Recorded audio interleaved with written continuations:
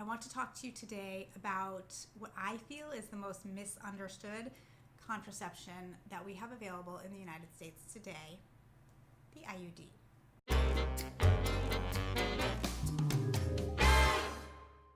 So the IUD is a really awesome method of contraception that has the same efficacy as surgical sterilization. So if you don't want to be pregnant, this is such a great option, and it's really, really highly misunderstood and mistrusted. So I wanted to kind of set the record straight a little bit. Now you can always go to Bedsider, which is a fantastic site, bedsider.org. I'll link it up there, or Planned Parenthood website. Also, nice link for you.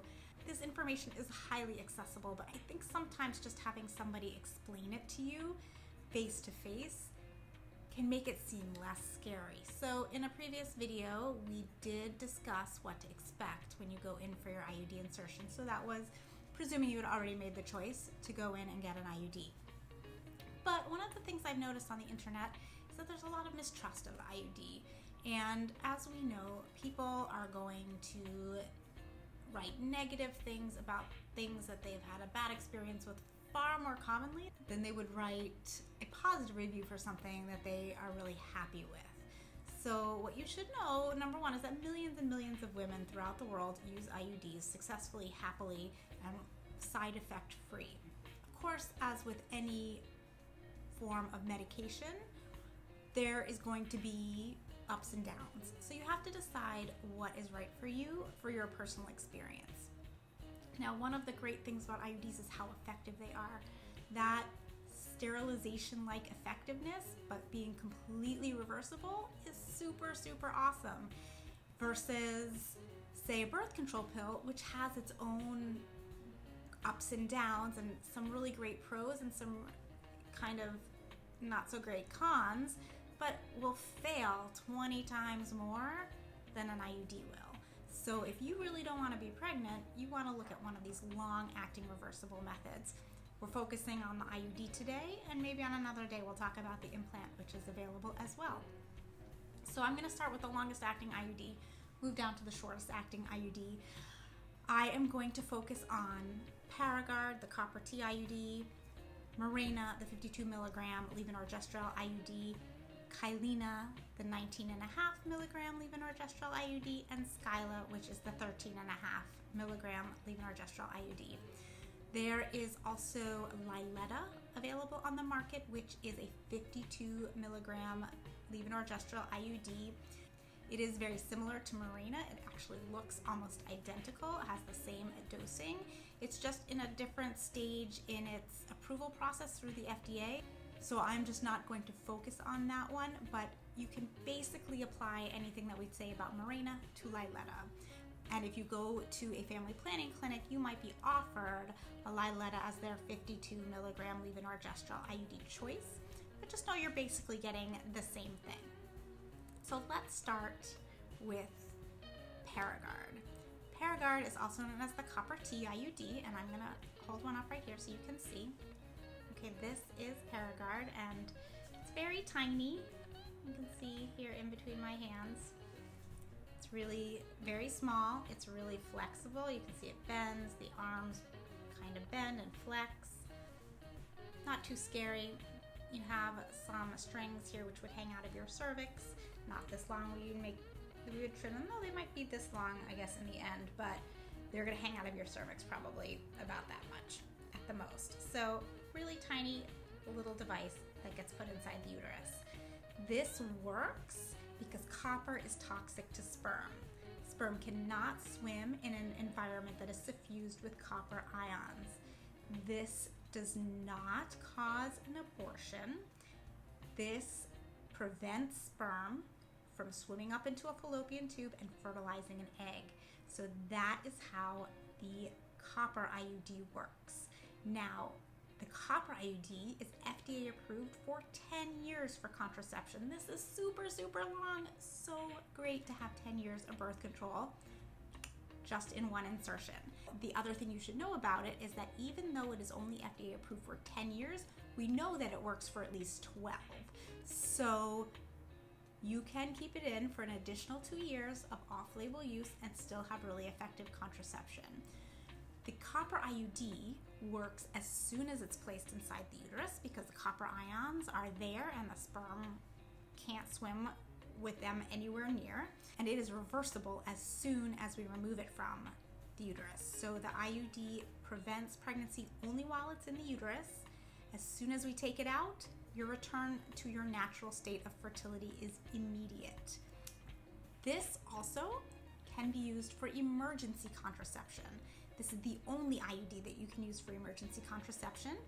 If we place it inside your uterus within 5 days of unprotected sex, those copper ions will prevent the sperm from being able to swim up into a fallopian tube and fertilize an egg.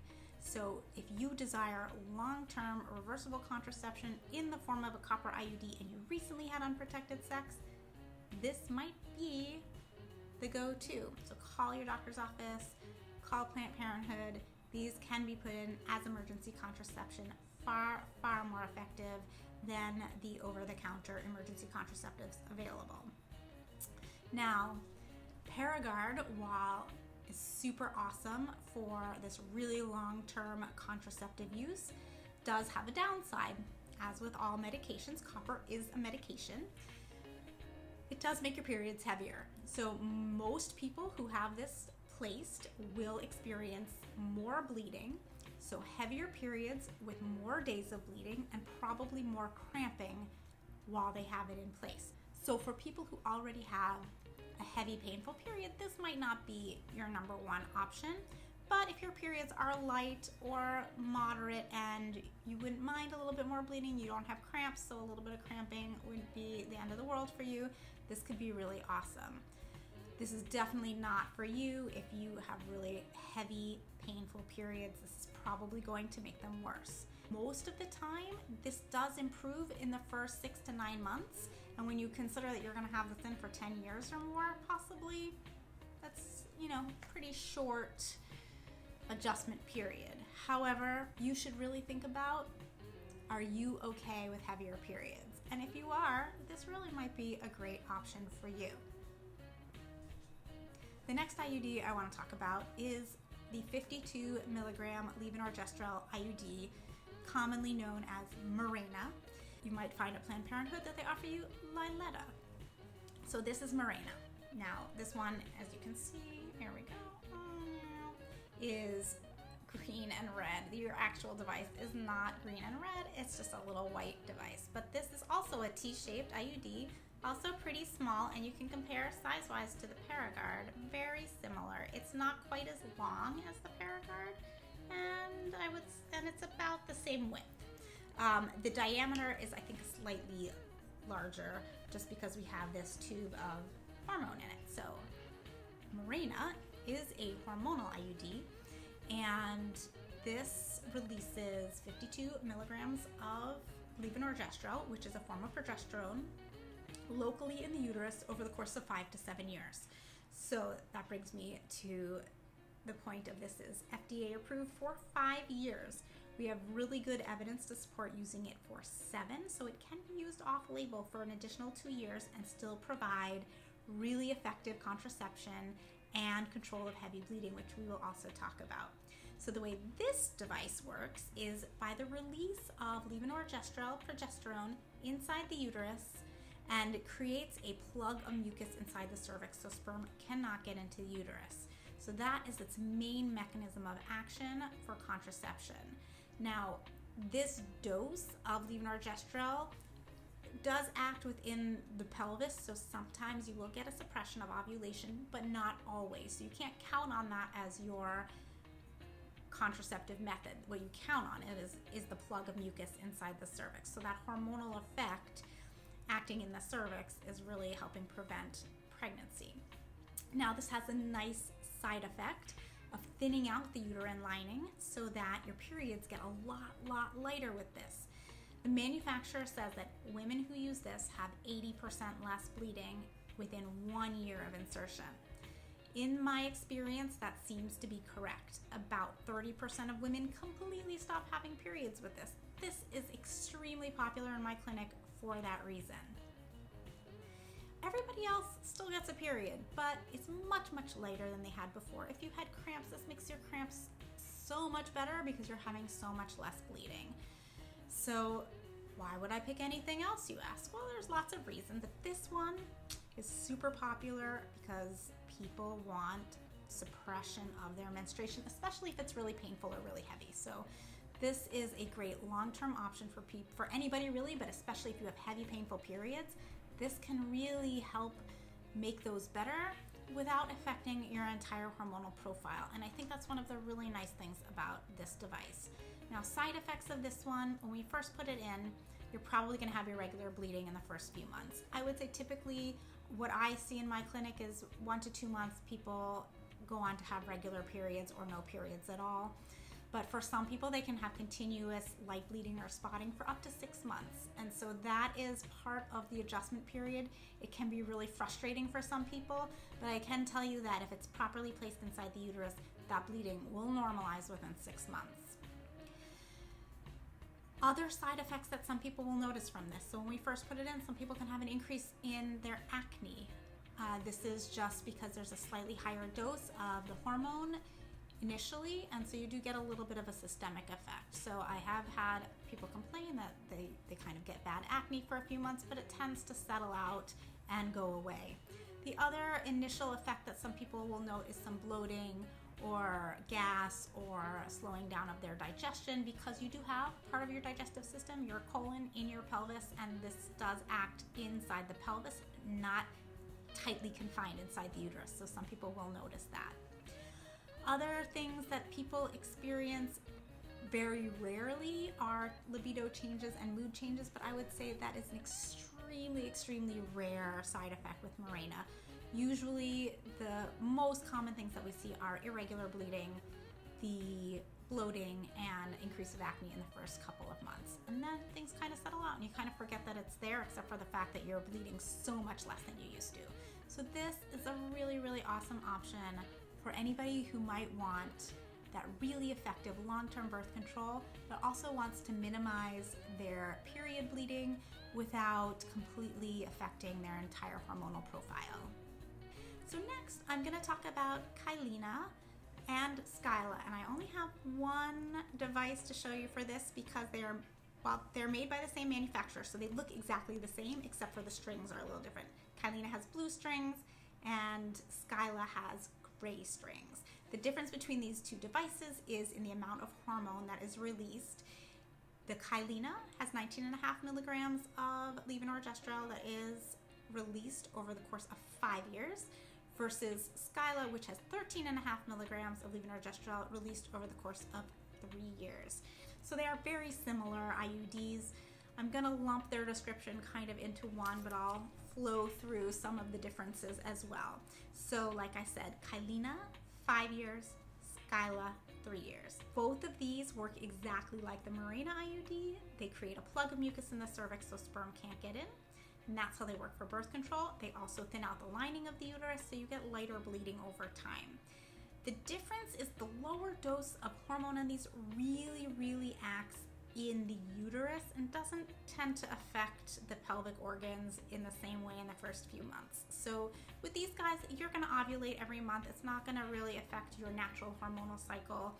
There are almost no systemic side effects, even in the first couple months when the dose might be a little bit higher than the steady state dose. So that is a reason why some people might choose one of these over the Mirena. The other reason why people choose this one is because they want to have a period, but they're not really excited about the idea of heavier, more painful periods. And these, you're much more likely to have a period. Only about 5 to 7% of women stop bleeding with these. Everybody else gets a period. The periods still do get lighter though, like they do with Mirena, just not as light. So this is a really nice option for somebody who might still want to have a period, but doesn't want heavier periods associated with a copper IUD. So that is one of the reasons you might choose this. Another reason you might choose this over a Mirena is if your uterus measures really small. So the Mirena has a minimum uterine length of 6 centimeters per the manufacturer. This does not have a minimum. So if you measure smaller than 6 centimeters, this is definitely the way to go. This is also highly marketed towards women who have not had children. And I can say in some cases, it might be better if you haven't had a child to have this, because the opening to get into the cervix can be really tightly closed. But I have to say, it is almost never a problem. So if you want the Mirena, don't let the fact that you haven't had a child distract you. This can be good if we can't get into your uterus with the Mirena, but maybe we can get in with this, or if your uterus measures small. The other thing that you should know about the difference between Kaleiena and Scylla not only is how long you can keep them in, but people tend to have a little bit more breakthrough bleeding between their periods with Scylla. Not everyone, but if you're one of those people who has really heavy periods, you're a little bit more likely to have breakthrough bleeding with a Scylla than with a Kaleiena. And breakthrough bleeding can be really annoying. It's not dangerous or anything. It just can be super annoying to have to wear a panty liner all the time so that you don't ruin your underwear. All of these IUDs have the great benefit of being highly effective for birth control. You have about a 1 in 1,000 chance of becoming pregnant if you have one of these devices in place. Let's put that into perspective. So with a birth control pill, perfect use, meaning you never forget to take your pill on time, you have about a 1 in 100 chance of becoming pregnant. The way most people take their birth control pills, you have about a 7 in 100 chance of becoming pregnant with a birth control pill. User error taken out of the equation is what makes these so effective, because not only do they have a perfect use, the perfect use and the real world use is the same. One of the common misconceptions about IUDs is that they could cause infertility. IUDs do not cause infertility in their current iteration. There was an IUD that was on the market in the 70s that definitely did cause infertility, and it's what made IUDs so scary and unpopular in the United States for such a long time. There is still this perception out there that, in fact, IUDs are dangerous. They are not. IUDs are so safe. They're probably among the safest form of birth control that you can use. There's no impact on your long-term fertility. When we take these IUDs out, your return to your natural fertility is immediate. All forms of birth control absolutely can cover up an underlying fertility issue. If you have never been pregnant before, we just don't know what your natural fertility is. These IUDs are not going to change that. So you can use one with confidence that it's not going to impact your fertility. If you have an issue underlying that we don't know about, we can't really know about it until you try to become pregnant. So keep that in mind when you're thinking about any form of birth control. So we've talked about effectiveness, we've talked about side effects, and we've talked about fertility. Another thing you should know is how long do you have to wait to stop using your backup method of birth control after you have had your IUD put in. So with Paragard, the copper IUD, you are protected as soon as it's put in. The copper IUD works immediately upon insertion. With the levonorgestrel IUDs, we do recommend using backup contraception for 7 days. It takes around 4 days for that plug of mucus to fully form inside the cervix, but I always suggest those extra few days just to be on the safe side.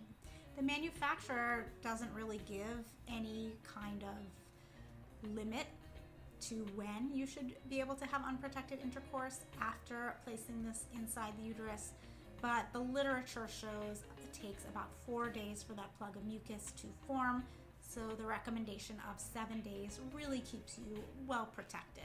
So I'm really excited to be able to offer IUDs to everyone who walks through my door. Long-acting reversible contraception is now the go-to for birth control, and it's always the first thing that we talk about. And what's really great is young women are coming in and asking for them. It's a little bit more of a tough sell with women in their 30s and beyond, and I think it's because some of that stigma of IUD dangers is still out there in the universe. And women whose mothers were affected by the bad IUDs in the 1970s still carry some of that with them. So the young women come in and they want the latest and greatest birth control technology, and this is what it is. This is where it's at. The older women, and older I use lightly because I'm a woman in my 40s, but older women are just a little bit more standoffish about it, and they're more likely to be swayed by the horror stories that they read on the internet. So I really encourage you to have that conversation with your healthcare provider. If you really want this super effective birth control, you're not ready for sterilization, or you may want some of the benefits that these offer, because they really are super awesome and really safe. So something that, of course, we should talk about is risks with IUDs. So all the IUDs carry the same exact risk. So the main thing that we get concerned about with an IUD is what we call a uterine perforation. And what a uterine perforation is that when we're placing the IUD in the uterus, we kind of puncture the wall of the uterus with your IUD, and it ends up kind of usually about, not all the way through, but it starts going through the uterine wall. So I'll just use one of my IUD models to show you. So it's partially through your uterine wall like this. What happens is over the course of the next month or two, or however long, it will migrate out of that hole and out into the pelvic cavity or the abdomen, usually still in the pelvic cavity. Now, this is why I usually recommend that people come back for a checkup after we put in an IUD, just so we can make sure it still looks fine in a month. The risk of uterine perforation is about 1 in every 1,000 insertions. It's rare. It's about the same as your risk of pregnancy, and just to remind you that your risk of pregnancy with an IUD is about the same as if you've been surgically sterilized. So it's a really uncommon complication of IUD insertions. If you've recently had a baby and are breastfeeding, the risk doubles, so it's about 2 in 1,000. It's still really uncommon, but it is much more likely than somebody who has not recently had a baby. Still, you're way less than 1%. It's super small risk. Totally worth it if you do not want to have another baby anytime soon. A uterine perforation is not usually any more painful than a routine IUD insertion. It's not actually usually picked up immediately because of that need to migrate out of the little hole that is made by the IUD. So it's usually picked up at a checkup, and then we have to kind of locate the IUD. So typically when you come for your checkup, if we look for the strings, we don't see the strings, your IUD is actually still in your uterus. The strings have just tucked themselves way up into your cervix. And a pelvic ultrasound can confirm if the IUD is in the uterus or not. If the IUD is not in the uterus, typically an x-ray of the abdomen and pelvis is done to locate it, and then surgery is scheduled to remove the IUD. It's usually done with a small incision, laparoscopic surgery. You go in the morning, go home in the afternoon. Now, my grandmother always used to say that surgery is only minor when it's on somebody else. So it is a big deal to have surgery to remove your IUD, when normally it just comes right out through your cervix in the office. However, I just want to stress, this is a super rare complication of IUD insertions. Another risk that I always mention, and that is a lot more likely to happen for you than a uterine perforation, is actually an expulsion. A fair number of people will expel their IUDs. That means the IUD gets pushed back out through your cervix and kind of can be totally expelled out of your cervix through the vagina, end up in your underwear. But usually it's a partial expulsion, so what you end up seeing, I'll use my Paragard just because it's a little bit easier to see, is if this is my cervix, you'll see a little bit of the end sticking out like that. And this is why doing a string check can be really helpful if you notice change, especially if you notice changes in your bleeding, because you can feel the stem of the IUD coming out of the cervix. This probably happens 3 to 5% of the time, so it's a much more likely event than a perforation. Typically, we can just remove it, put in a new one, and you go, and the next one is fine.